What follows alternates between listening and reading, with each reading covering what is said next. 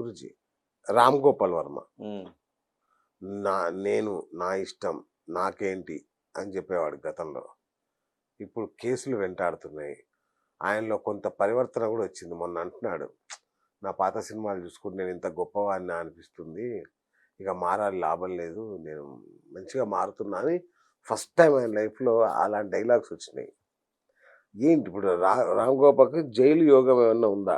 ఈ గత 2-3 రోజులుగా ఫుల్ కేసులు పడుతున్నాయి ఆయన మీద. ఉమ్. ఆయనకి ఇంకో విషయం, ఆయన జ్యోతిషాన్ని నమ్మడు. నేను నాన్సెన్స్ అంటాడు. చెప్తాను. ఆయనకు వచ్చేసరికల్లా జ్యోతిష్యాన్ని నమ్మడం, జ్యోతిష్యాన్ని నమ్మకపోవడం ఎవరైనా సరే, ఇప్పుడు మనల్ని నమ్మాలని ఎవరు మనం ఏం చెప్పట్లేదు.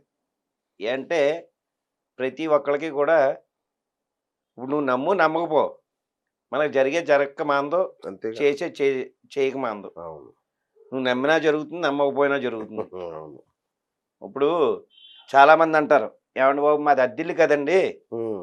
నేను అద్దింట్లో ఉంటున్నాం కదా, ఆ. ఆ యొక్క అద్దింట్లో మాకు ఈ ప్రభావం చూపిస్తుందా? గృహవాస్తు బాగోలేదు అనుకోండి, ఓ. ఇల్లు వాస్తు బాగోలేదు, నాకు వర్తిస్తుందా? నాకు వర్తిస్తుందా, నాకేంటి అని అడుగుతూ ఉంటారు. సూపర్. మనం అద్దె సైకిల్ వేసుకుని వెళ్తున్నాం, యాక్సిడెంట్ అవ్వక మానుతున్నా. ఆడు అద్దె సైకిల్ మంద కాదు కదా సైకిల్ అని అవతలాడు కుదరడం మానేస్తాడా? మాండం. సూపర్. అది అద్దెైనా ఇంకోటైనా ఏదైనా. ఇలాగ నేను నమ్మనండి అంటే, నువ్వు నమ్మినా నమ్మకపోయినా ఏం చేసినా ఏమండి ఆ యొక్క ప్రభావం జరుగుతూనే ఉంటుంది. ఇప్పటి వరకు కూడా ఆయనకి రాహు శని ఇప్పుడు రన్నింగ్లో లాస్ట్కి వచ్చేసాడు. మొన్నటిదాకా కూడా చాలా స్పీడ్గా ఉన్నాడు వాళ్ళిద్దరూ. మీకు ముందే ఇది వరకు ఒకసారి చెప్పాను, శని మహర్దశ కానీ రాహు కానీ ఉంటే కనుక ముందు చాలా బాగుంటే వెళ్ళేటప్పుడు అన్నీ తీసుకెళ్ళిపోతాడు. చెప్పారు. అవును. ముందు బాగోలేదనుకోండి, తర్వాత వెళ్ళేటప్పుడు అన్నీ ఇచ్చి వెళ్తాడన్నా. ఇప్పుడు ఏముంటుంది, మనకు బాగున్నప్పుడు పంతులు గారు జ్ఞాపకం రారు, సిద్ధాంత్ గారు జ్ఞాపకం రారు, ఎవరు జ్ఞాపకం రారు. కొంచెం నేనంటే భార్యతో గొడవ కానీ అసలు మన పెళ్లి చేసిన అయ్యగారు ఎక్కడ పట్టకరా. అదే కొంచెం బాగోలేదనుకోండి, పంతులు గారు ముహూర్తం సరిగ్గా పెట్టలేదా, లేకపోతే ఏదైనా జాతకంలో ఏదైనా తేడా ఉందా, ఇలాంటివన్నీ అనుమానాలు వస్తూ ఉంటాయి. బాగున్న సేపు కూడా చాలా బాగుంటుంది. అయితే ఆయనకి కోపం తప్ప రెండోది ఏం లేదు. నమ్మననేం కాదు, కోపం. ఆ లగ్నం అలా నడిపిస్తుంది అంతే. లగ్న సంధి అంటారు దాన్ని. లగ్న సంధిలో పుట్టిన వాళ్ళు నీ మాట నా మాట ఎవరి మాట వినరు. అతను అనుకున్నదే చాలా ఇది. ఆయన దగ్గర చాలా మంచి మంచి సినిమాలు తీశాడు, అద్భుతాలు సృష్టించాడు. ఎవరిని కూడా లెక్క చేయకుండా మాట్లాడేవాడు.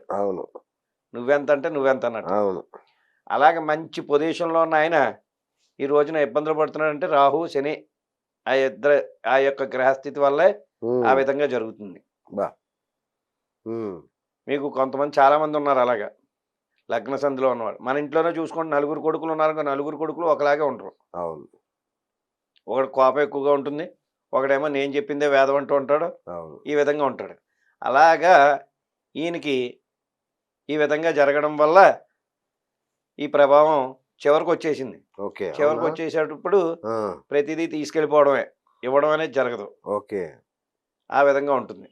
కానీ మొన్నటి వరకు ఎంత క్లాస్గా ఉందో ఇప్పుడు అంత ఇబ్బంది పెడుతూ ఉంటుంది దాన్ని. బాగా చాలా ఇబ్బంది పడుతున్నాడు మనవాడు. అయితే చేసుకోవాలి మరి మన వాడికైతే కనుక. అంటే కొంతమంది నమ్మరంటే అండి, నేను ఒక విషయం చెప్తాను, నమ్మకపోవడం వల్ల కూడా నేను కారణాలు చెప్తాను. రామ్ గోపాల్ వర్మ ఇలాగని లేకపోతే ఇంకోళ్ళు ఇలాగని కాదు, కానీ చాలామంది నేను ఒక చోటకి వెళ్తే ఆయన అంటున్నాడు, చూపించుకుంటే నువ్వు చూపించుకోవే, ఇలాంటివన్నీ నమ్మను నేను అన్నాడు భర్త. ఎందుకన్నాడు? ఇవి చూసేసి విసిగిపోయి ఎవడో వస్తాడు ఏదో చెప్తాడు, ఆడెవడో వస్తాడు ఎలా చెప్తాడు, ఈడెలా ఇలా చెప్తే ఎవరు ఎన్ని చేసినా సరే నా పరిస్థితి మారట్లేదు, చూపించుకుంటే ఎందుకు చూపించుకోకపోతే ఎందుకు అన్నవాళ్ళు కొంతమంది ఉన్నారు.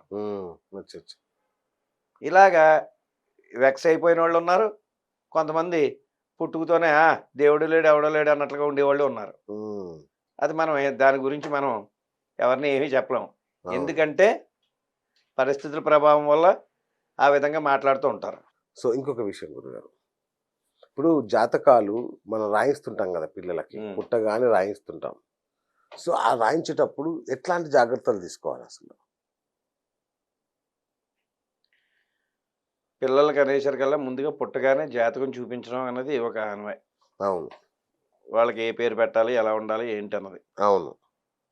అయితే దీంట్లో జాగ్రత్తలు తీసుకునేది ఏమీ లేదు. ఉమ్, పుట్టినప్పుడు చూపించుకోవడం, ఉమ్, శాంతులు ఉంటే శాంతులు చేయించుకోవడం, ఆ పూజలు ఏమైనా ఉంటే పూజలు చేయించుకోవడం, ఉమ్.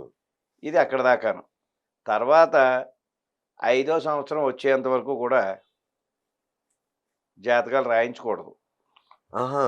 ఎలా గ్రహస్థితి ఎలా ఉందో అన్నది చూసుకుని దాన్ని బట్టి ఆ ప్రభావం ఉంటుంది. ఆ, అయితే శని భగవానుడు ఆజ్ఞ ప్రకారం 5వ సంవత్సరం దాకా జాతకం రాయించొద్దని ఉంది. అచ్చా. ఇప్పుడు పుట్టినవాడికే శని పట్టిందనుకోండి, ఆ పిల్లోడిని ఎవరు చూస్తారు? తల్లిదండ్రి. దారుణంగా ఉంటది. మళ్ళీ బాలారిష్టాలు ఉంటాయి.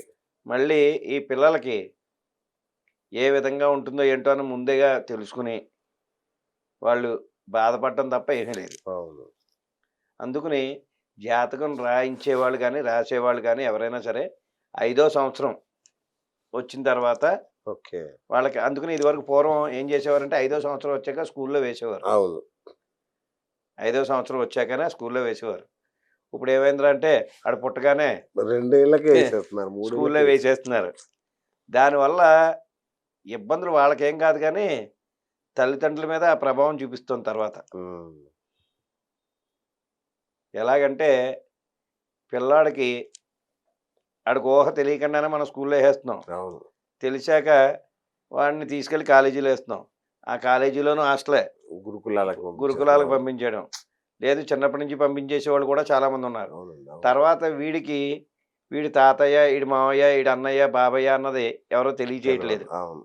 తెలియజేయకపోవడం వల్ల వచ్చాక వాడి పని మీద వాడే ఉంటున్నాడు తప్ప, అయ్యో అంతేగా. మావయ్యతో మాట్లాడాలి, లేకపోతే బాబాయ్తో మాట్లాడాలి పరిచయం లేకుండా ఏం అన్న మాట్లాడతాడు వాడు? అన్న విధానం లేకుండా పెంచుతున్నారు చాలామంది పిల్లల్ని. అవునండి. అవును. ఇది అందుకనే 5వ సంవత్సరంలో జాతకం చూపించి ఓకే. వీడి జాతకరీత్యా ఎలా ఉంటాడు, ఏంటి, వీడి భవిష్యత్తు ఏమిటి అని చూసుకున్న తర్వాత ఈ అబ్బాయిని ఇంజనీరింగ్ చేస్తే బాగుంటుందా, లేకపోతే మెకానికల్ ఇంజనీరా, లేకపోతే ఇంకో ఇంజనీరా, ఏంటి, ఎలా చదివిస్తే బాగుంటుంది ఉమ్, అన్నది అవన్నీ కూడా వెరిఫికేషన్ చేసుకుంటే చాలా బాగుంటుంది వాళ్ళకి. సూపర్. అట్లాగే గురుగారు, మనం జాతకాలు చూపించుకుంటాం కదా, అప్పుడు పడితే అప్పుడు చేయి జాసేస్తుంటాం, ఎవరు అడిగితే వాళ్ళకి ఇట్లా ఉమ్. అనేస్తుంటాం. అసలు దానికి ఏమైనా సమయం సందర్భం కానీ, వేళ విశేషం కానీ, గ్రహ నక్షత్ర తిథి వార ఫల అట్లాంటివి ఏమైనా ఉంటాయా జాతకం చూపించుకోవడానికి? మామూలుగా అయితే కనుక దీనికి తిథిలో లేకపోతే వారాలో నక్షత్రాలు ఎటువంటివి ఏమీ లేవు. ఓకే. మన గ్రహస్థితి బాగోలేనప్పుడు అది పంపుతుంది ఎక్కడికో అక్కడికి. అచ్చా అచ్చా. ఆ. నాయన నువ్వు బలానా ప్రసాద్ గారి దగ్గరికి వెళ్ళు, లేకపోతే వెంకట్రావు గారి దగ్గరికి వెళ్ళు, ఆ, లేదా బలానా చోటకు వెళ్ళు అని చెప్పి ఆ, ఆ పంపినప్పుడు ఎప్పుడైతే పంపుతుందో అప్పుడే మనం వెళ్ళాలి. అవును. ఇప్పుడు చాలామందికి ఒక చోటకి వెళ్ళాం, వాళ్ళ దగ్గరికి వెళ్ళాక ఆయన ఆయన చూశాక నాకు గ్రహస్థితి, నా భవిష్యత్తు మారిందని. ఆ, అది ఇన్నాళ్ళ నుంచి ఈడు పడుతూ ఉంటాడు బాధలో. అవును. కరెక్ట్‌గా వాడి దగ్గరికి వెళ్ళేసరికల్లా తీరుతుంది. అవును. అంటే అది మనం వెళ్ళాలంటే మనం వెళ్ళలేం. ఎవరో ఒకరితో కరెక్ట్. చెప్పించి అది అవును. పంపుతుంది. బా. అది గ్రహస్థితి ఎప్పుడైతే పంపిందో అప్పుడే వెళ్ళవలసిందే. అంతే. కొంతమంది ఉంటారు, రోజు పంతులు గారి దగ్గరికి వెళ్దాం, పంతులు గారి దగ్గరికి వెళ్దాం అని పొద్దున్నే లేస్తూ ఉంటారు. అవును. సాయంత్రం అయ్యేసరికల్లా మర్చిపోతూ ఉంటారు. అంటే అది అవనివ్వదు ఆ అది పని. కానీ దీనికి ఈ కరెక్ట్. సమయంలోనే చూడాలి, ఈ సమయంలోనే చెయ్యాలి అనేసి ఏమీ లేదు. శుభ్రంగా ఏ సమయం అయినా సరే అచ్చా. వాళ్ళకి చేసి ఆనందంగా పంపించొచ్చు.